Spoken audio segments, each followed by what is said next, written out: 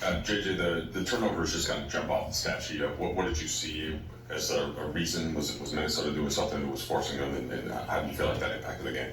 Yeah, I mean, we're minus 16 in scoring opportunities. Really hard to win a basketball game in that scenario, particularly against a team that can also get hot from three, which they did in the second half. And some of that were mistakes. Some of it was shot making, down the stretch. They made threes, we didn't make threes. I thought we had some good looks. As far as the turnovers, look, they're big, they're long, they're athletic, they pressure the basketball, they make everything tough. We're going to have some turnovers. Sometimes they force you into turnovers, which they did. I think it was 3 shot clock violations. But we also had some unforced turnovers, over dribbling, trying to draw fouls, dribbling into traffic, trying to do a little bit too much with the basketball. For us, we generated a lot of really good shots tonight when we didn't turn the ball over. When did you get wind that Luka wasn't feeling himself, and how did you feel like that impacted him? He hasn't been feeling well for the last 24 hours. So I don't know how much he slept last night. He didn't feel well last night. His stomach was bothering him. He was vomiting all afternoon. I'm not sure what happened at halftime. I'll find out, but he's really under the weather.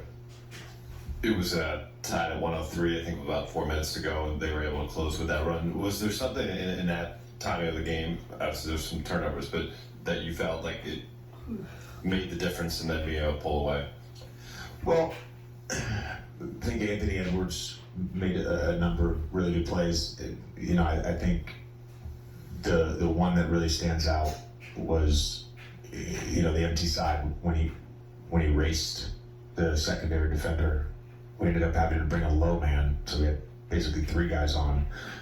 I think it was Naz Reid make the 3 from the left wing. Yeah. Then he makes a tough shot, but we're trying our best not to give up off the dribble threes to him in isolation. That's what he does. He shoots 10 a game, and he's elite off the dribble. So he just makes it hard.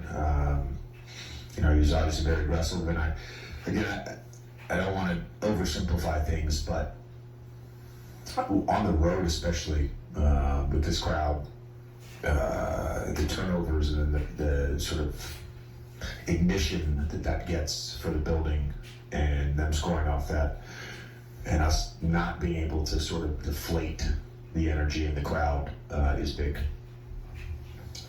You mentioned that earlier in the answer. You mentioned that one sequence, but just overall in the game, what did you see from him in terms of how he attacked your guys' defense? I know that's a big talking point coming to the night. It seemed like, at least from my view, he did better just in terms of how he attacked you guys, in terms of patience, playmaking, I guess, sort of thing. Yeah, I think it was across the board, and it wasn't just him. We couldn't contain the ball tonight. Our closeouts in the first quarter were god-awful, and I thought we did a better job in the second quarter. And then he just got into the teeth of our defense too much. The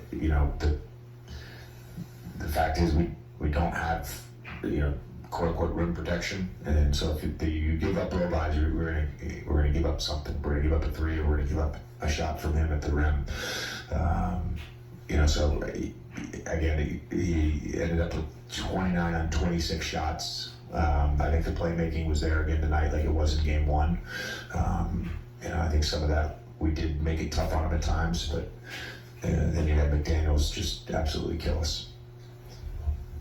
JJ, what did you make of LeBron's performance in the first half? He surpassed his individual game 1 and game 2 scoring output, but just doing everything on both sides of the ball. Yeah, he's moving better. He seems like he's getting healthier by the day. It's typically a 1 to 2 week injury, and he's I believe it's been 2 weeks tonight, if I'm not mistaken, from the Houston game. So clearly he's moving better.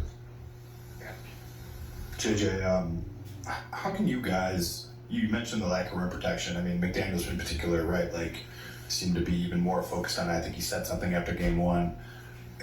Does that work have to be done on the perimeter? How can you guys be better at the rim, knowing kind of the size limitations and vertical limitations you guys have?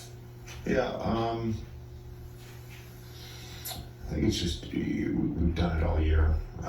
When we've been at our best, we've been able to be physical on the ball and not allow blow-bys, and also have sort of a cover mentality, multiple effort, and it was there at times tonight. It's not to say our guys, I mean, they exerted a lot of effort, they played hard, but the sort of early throw-aheads, the offensive rebounds, I think we had 2 where we collected a rebound, we get back tapped, we give up the point. It's just, again, it's those things really, really accumulate, especially when you're turning the ball over. Jackson,